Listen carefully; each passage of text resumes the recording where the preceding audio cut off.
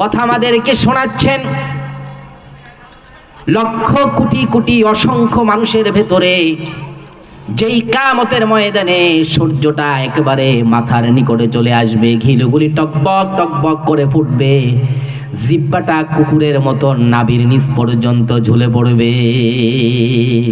সমস্ত হাসরবাসী জুড়ে একটি মাত্র আওয়াজ, ইয়া নাফসি ইয়া নাফসি, হায় আল্লাহ আপনি আমাকে বাঁচান, আপনি আমাকে বাঁচান, আপনি আমাকে বাঁচান। ভাইরা আমার, কিয়ামতের ময়দানে প্রত্যেকটা মানুষ বাঁচতে চাইবে। জাহান্নাম একদিকে হুঙ্কার দিতে থাকবে, হাজার হাজার লক্ষ লক্ষ ফেরেশতারা জাহান্নামকে আটকিয়ে ধরে রাখতে পারবে না। জাহান্নাম যেন সমস্ত হাসরবাসীদেরকে গ্রাস করবে, গিলে খাবে, এমন একটি অবস্থা। সমস্ত হাসরবাসী থরথর থরথর করে কাঁপবে, এমনকি সমস্ত নবীরাও বলবে, ইয়া নাফসি ইয়া নাফসি, আল্লাহ আপনি আমাকে বাঁচান, আমাকে বাঁচান, আল্লাহ আপনি আমাকে বাঁচান, আপনি আমাকে বাঁচায় দেন। ভাইরা আমার, মা সন্তানকে পরিচয় দিবে না, এমন একটি বিভীষিকাময় দৃশ্য। মা বলবে, এই পৃথিবীতে দুনিয়াতে আমার কোনো বিয়েই হয়েছিল না, আমার আবার সন্তান কোথা থেকে আসলো। বাবা সন্তানকে পরিচয় দিবে না, ভয় পাবে পরিচয় দিতে। যখন বলবে, মা একটা নেকি তুমি আমাকে দাও, তুমি হচ্ছ আমার সবচাইতে বড় আপনজন ছিলা, আজকে আমি বিপদে পড়েছি, মা তুমি আমাকে একটা নেকি দাও। মা বলবে, আমার সন্তান কোত্থেকে আসলো, আমার তো দুনিয়াতে বিয়েই হয়েছিল না, সন্তান আমার কোত্থেকে আসলো। বাবা অস্বীকার করবে, মা অস্বীকার করবে, এমন এক বিভীষিকাময় দৃশ্য। ভাইরা আমার, ওই কিয়ামতের ময়দানে আল্লাহ রাব্বুল আলামিন সফলতার কথা বললেন। ফামান সাকুলাত মাওয়াজিনুহু ফাউলাইকা হুমুল মুফলিহুন। ডান হাতে যার আমল নাম এসে গেল, ডান হাতে আমল নাম এসে গেল, চির সফল ওই ব্যক্তি হয়ে গেল। এটি কার ঘোষণা বলেন? আরো জোরে বলেন, কার ঘোষণা? আমরা সেই পরকালের সফলতা চাই, আমরা সেই মৃত্যুর পরবর্তী কালের সফলতা আমরা আল্লাহর কাছে চাই। জোরে বলেন ঠিক কি না? সেই সফলতা, সেই সফলতার জন্যই আজকে আমাদের এই আয়োজন। জোরে বলেন ঠিক কি না? কষ্ট পাইতেছেন আপনারা? শুনবেন, শুনবেন ইনশাআল্লাহ। ভাঙ্গা সুরা গলায় কিছুক্ষণ কথা যদি আল্লাহ যদি বলায়, আপনারা শুনবেন ইনশাআল্লাহ। আমার ওমা তৌফিক ইল্লা বিল্লাহ। আল্লাহ আমাকে কোরআন থেকে, দিন কোরআন সুন্নাহ থেকে কিছু কথা আমাকে যেন আল্লাহ বলা তৌফিক দেয় আমলের নিয়তে, আপনাদেরকেও যেন আল্লাহ পাক শোনার তৌফিক দেয় আমলের নিয়তে, বলি আমিন। এর আগে আমি আপনাদের গত বছর মনে হয় আপনাদের এখানে এসেছিলাম, মনে আছে আপনাদের? অনেক হয়তো চিনেন, অনেকে হয়তো মনে নাই। যাই হোক, আল্লাহ পাক বললেন, আমল নামা ডান হাতে এসে গেল, এই ব্যক্তি সফল হয়ে গেল। ওমান খাফাত মাওয়াজিনুহু ফাউলাইকাল্লাযীনা খাসিরু আনফুসাহুম ফি জাহান্নামা খালিদুন। বাম হাতে আমল নাম এসে গেল, তার ভাগ্য খারাপ হয়ে গেল, সে তো নিজের ক্ষতি নিজেই করলো, তার স্থান হবে, জায়গা হবে জাহান্নামে। নাউজুবিল্লাহি মিন যালিক। আল্লাহ পাক আমাদেরকে বাম হাতে আমল নামার থেকে হেফাজত করে আমল নামা আমরা কিয়ামতের ময়দানের জন্য ডান হাতে পাই। আমরা চাই তো ইনশাআল্লাহ, চাই তো ইনশাআল্লাহ। আল্লাহ আমাদেরকে কবুল করুক, আজকের প্রোগ্রাম, আজকের এই মাহফিলকে আল্লাহ পাক কবুল করুক, সকলে বলে আমিন। ভাইরা আমার, ডান হাতে আমল নাম এসে গেল। হযরতে জিবরিল আলাইহিস সালাতু ওয়াস সালাম, লক্ষ কোটি কোটি মানুষের ভেতরে হযরতে জিবরাইল আলাইহিস সালাতু ওয়াস সালাম তিনি ঘোষণা করবেন, ইন্না ফুলান ইবনে ফুলান কদ খাসিরাল্লাযীনা। এইভাবে করে তিনি আওয়াজ দিবেন, ইন্না ফুলান ইবনে ফুলান, অমুকের পুত্র অমুক সফল হয়ে গিয়েছে, এমন সফলতা সে পেয়ে গিয়েছে, তার জীবনে ব্যর্থতা আর কোনোদিন স্পর্শ করবে না। তার এই সফলতা চিরদিনের জন্য, এটি অনন্তকালের জন্য। এমন সফল আল্লাহ পাক তাকে দান করেছে, তার জীবনে আর ব্যর্থতা কখনো কোনোদিন তাকে স্পর্শ করবে না। এই সফলতা তার চিরদিনের জন্য, অনন্তকালের জন্য। সুবহানাল্লাহি ওয়া বিহামদিহি সুবহানাল্লাহিল আযীম। জিবরাইল আলাইহিস সালাতু ওয়াস সালাম ঘোষণা দিলেন, আপনি যদি হন, আপনার নাম ধরে কিয়ামতের ময়দানে ঘোষণা আসবে, আব্দুর রহমান অমুকের সন্তান অমুক সফল হয়ে গিয়েছে, তার জীবনে আর কোনোদিন ব্যর্থতা আসবে না। ঘোষণা হয়ে যাবে। ঘোষণা হওয়ার সঙ্গে সঙ্গে এই ব্যক্তির ভেতরে 6 জন নবীর সিফাত, 6 জন নবীর গুণ আল্লাহ রাব্বুল আলামিন তার ভেতরে দান করবে। কয়জন নবীর গুণ? 6 জন নবীর গুণ আল্লাহ পাক রব্বুল আলামিন এই ব্যক্তির ভেতরে আল্লাহ পাক দান করবেন। এক নম্বরে হচ্ছে হযরতে আদম আলাইহিস সালাতু ওয়াস সালাম। সুবহানাল্লাহ, সুবহানাল্লাহ।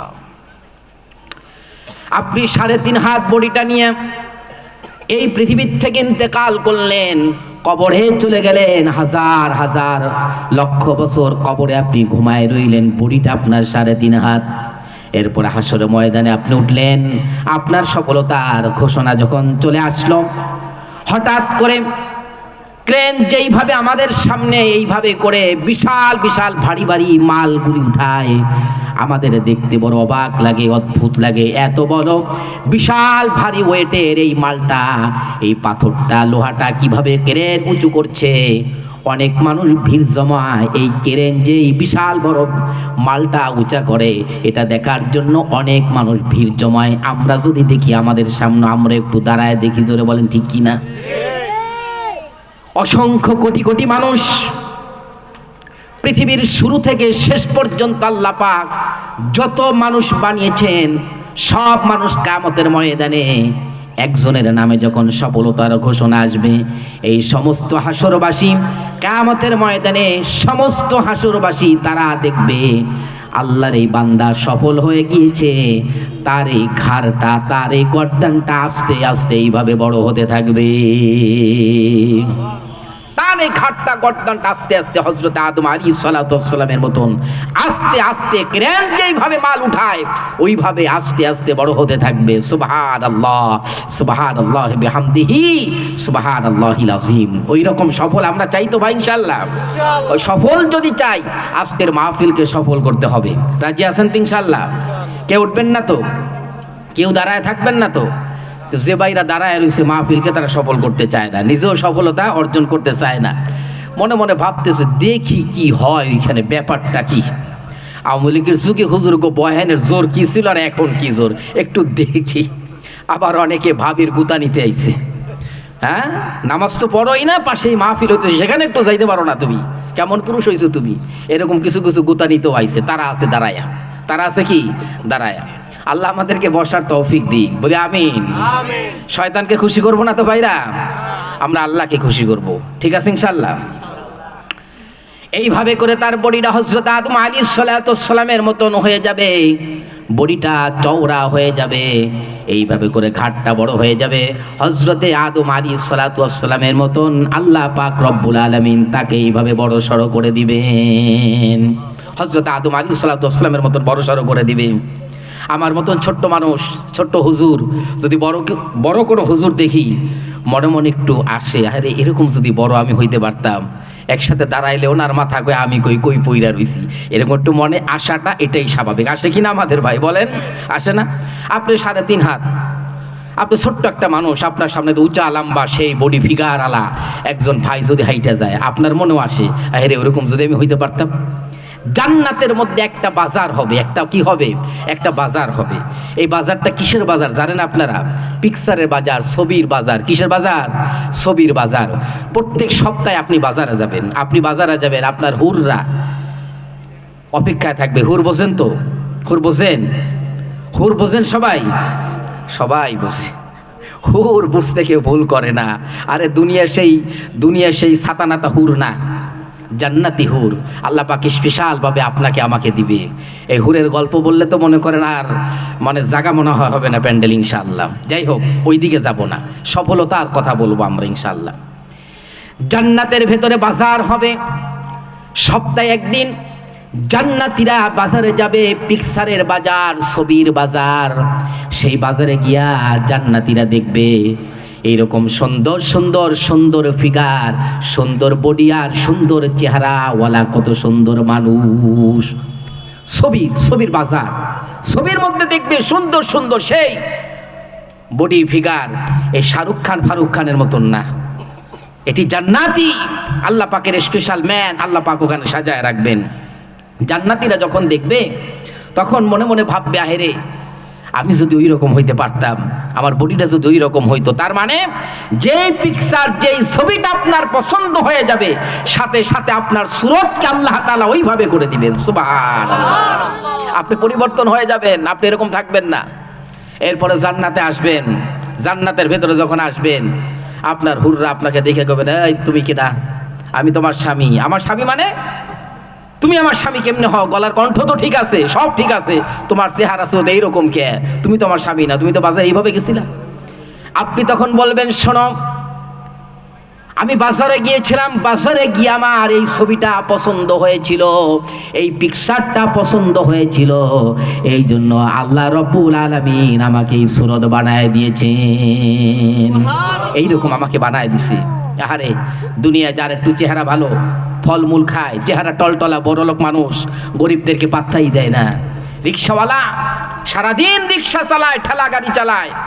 গার্মেন্টসের একজন সাধারণ শ্রমিক কাজ করতে করতে ভালো খেতে পারে না, মাছ গোস্ত খেতে পারে না, ফলমূল খেতে পারে না, চাপাটা ভেঙে গিয়েছে, সারাদিন পরিশ্রম করে, কিন্তু আল্লাহু আকবার মসজিদ থেকে আজান দিতে দেরি হয়। এই বেচারা রিক্সাটা মসজিদের সামনে রেখে আল্লাহর ঘরে ঢুকে আল্লাহর কুদরতি কদমে সিজদা দিতে দেরি হয় না। জোরে বলেন ঠিক কি না? আহা, তারাই হবে জান্নাতি, হুরদের স্বামী। সুবহানাল্লাহ বিহামদিহি, সুবহানাল্লাহ বিহামদিহি।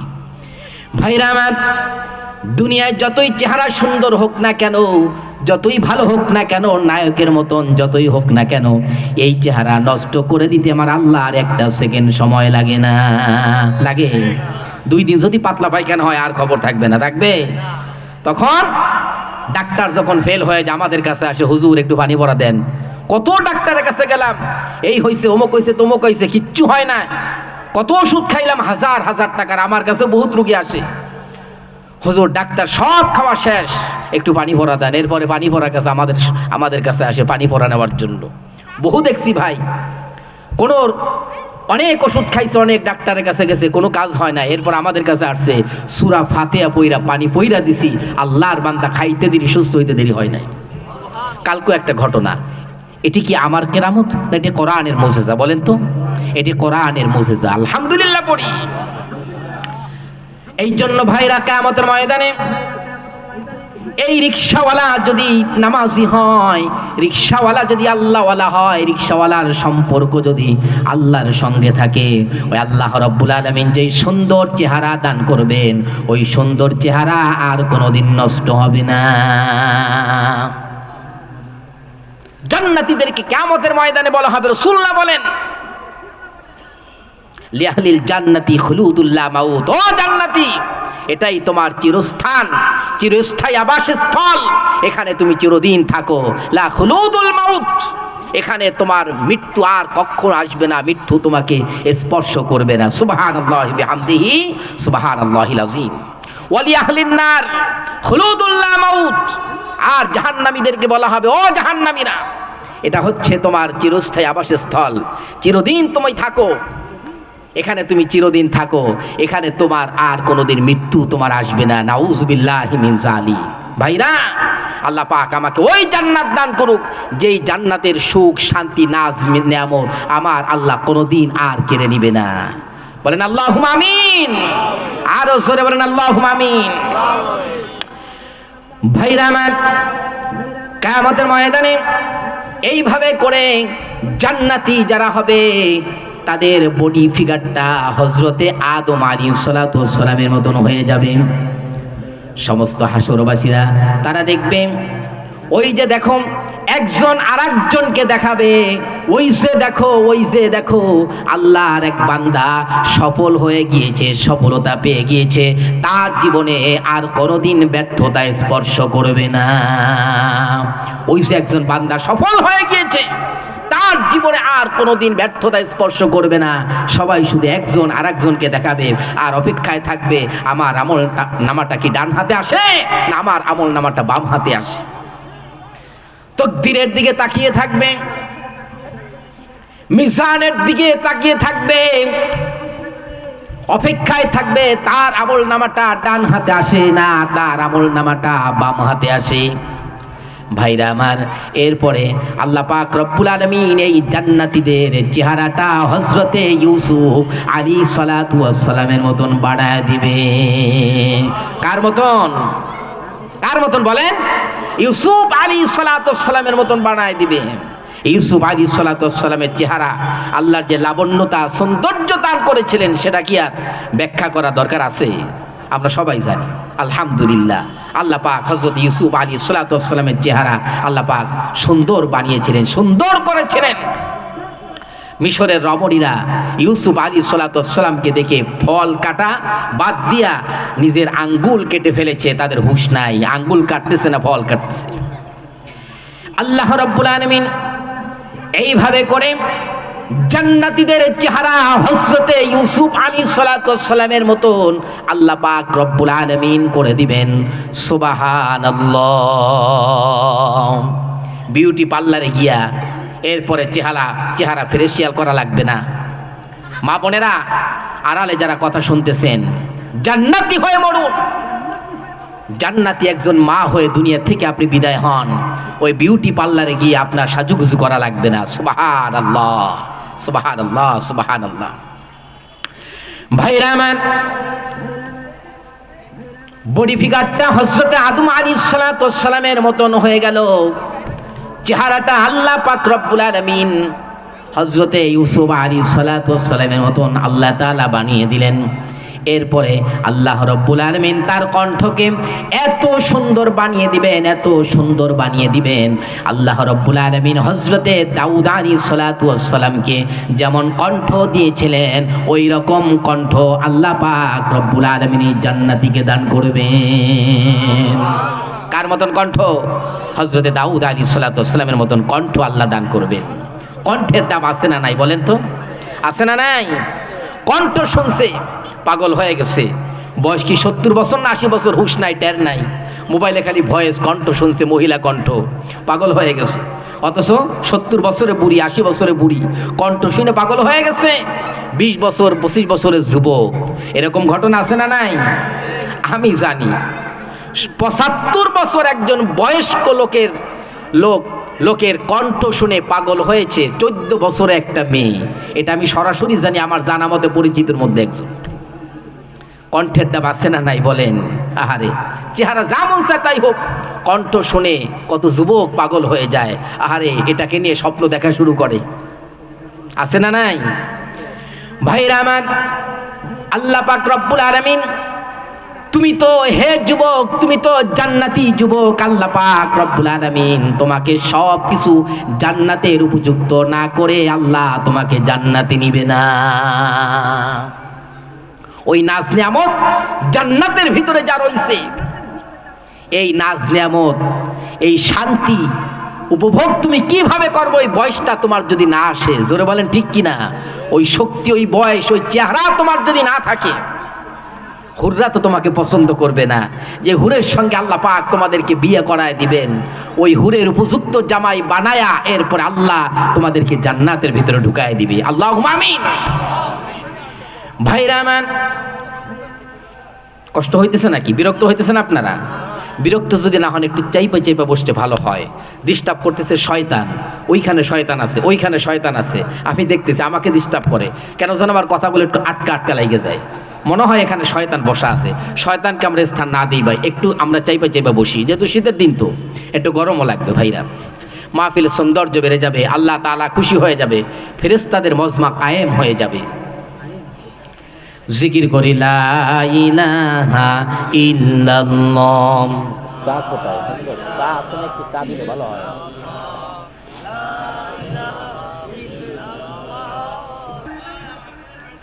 জান্নাতীদের ভেতরে আল্লাহ পাক রব্বুল আলামিন হযরতে দাউদ আলাইহিস সালাতু ওয়াস সালামের মতন কণ্ঠ দান করে দিবেন।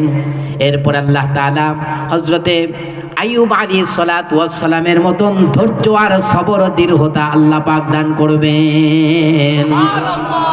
হযরত আইয়ুব আলাইহিস সালাতু ওয়াস সালামের মতন ধৈর্য সবর আর দৃঢ়তা আল্লাহ পাক দান করবেন এই জান্নাতি যুবককে। সুবহানাল্লাহি বিহামদিহি।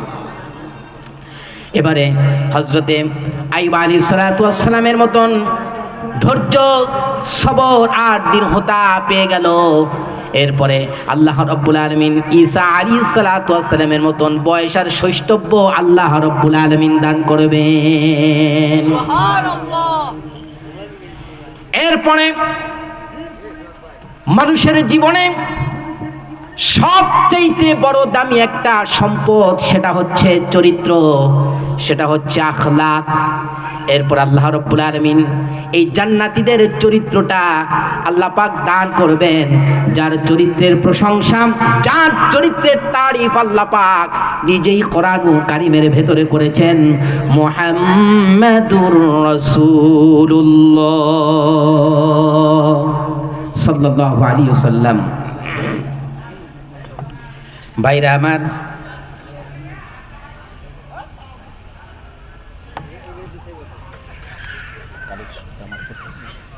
দান করবেন মুহাম্মদুর রাসূলুল্লাহ সাল্লাল্লাহু আলাইহি ওয়াসাল্লামের মতন চরিত্র এই জান্নাতি ব্যক্তি পেয়ে গেল। জান্নাতি ব্যক্তিদের আরো 5টা গুণ আল্লাহ পাক দান করবেন এই জান্নাতি ব্যক্তিদের।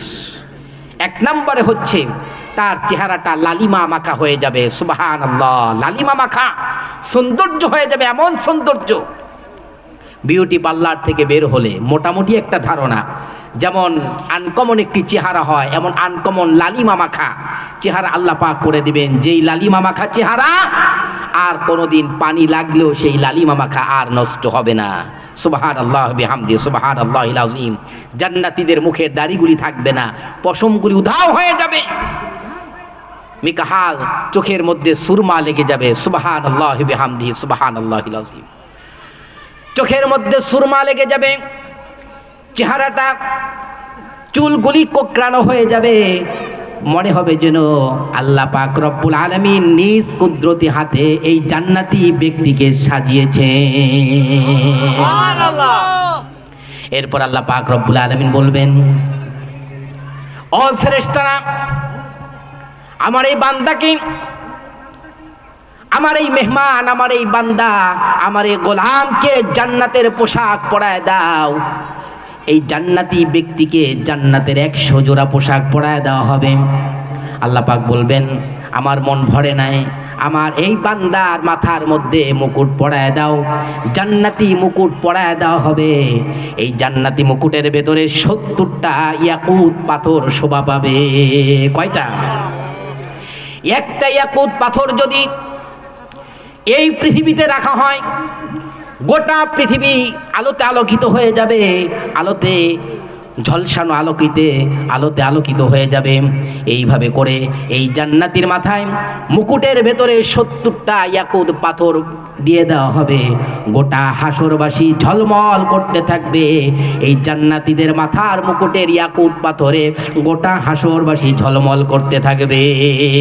গোটা হাসরের ময়দান ঝলমল করতে থাকবে।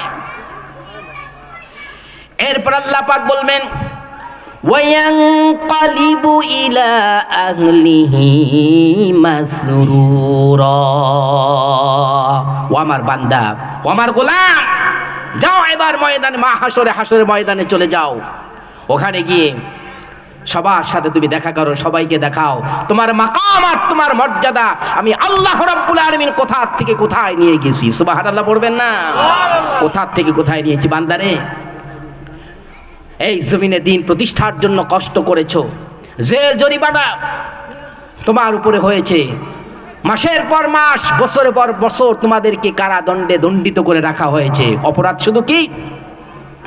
জমিনের মধ্যে দিন প্রতিষ্ঠার আন্দোলন তুমি করেছো, আমার দিনকে প্রতিষ্ঠিত করার জন্য প্রচেষ্টা করেছো, মানুষের সামনে কথা বলেছো, রাতকে রাত বলো নাই, দিনকে দিন বলো নাই, সময় মতন খাইতে পারো নাই, ঘরের মধ্যে ঘুমাইতে পারো নাই, যে কোনো সময় পুলিশ তোমাদেরকে পাকড়াও করেছে, দোষ একটাই, আমার জমিনে আমার দিনকে প্রতিষ্ঠিত করার জন্য চেষ্টা করেছো, একটাই দোষ।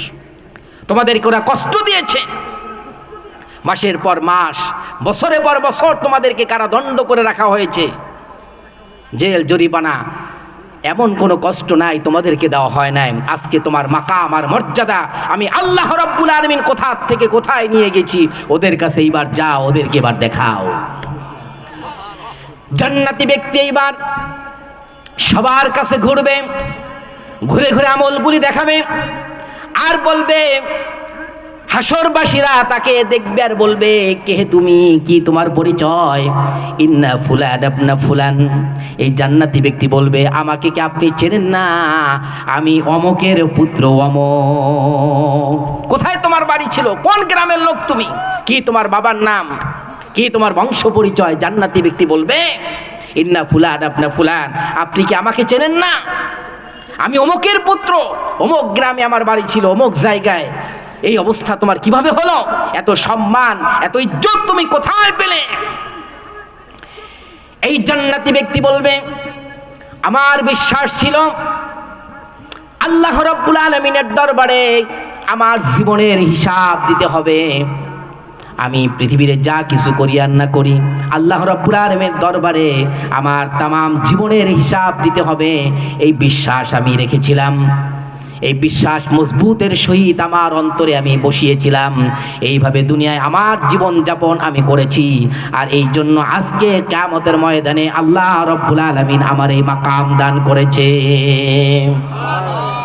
সাথে সাথে ঘোষণা আসবেন, ফাহুয়া ফি ঈশাতির রাদিয়া ফি জান্নাতিন আলিয়া।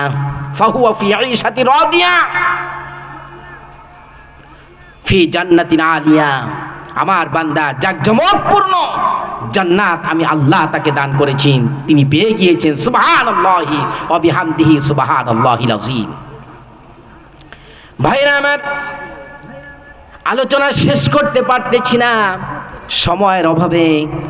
আল্লাহ যদি সময় কোনোদিন করে দেয়, প্রাণ খুলে আপনাদের সামনে আলোচনা করব ইনশাআল্লাহ।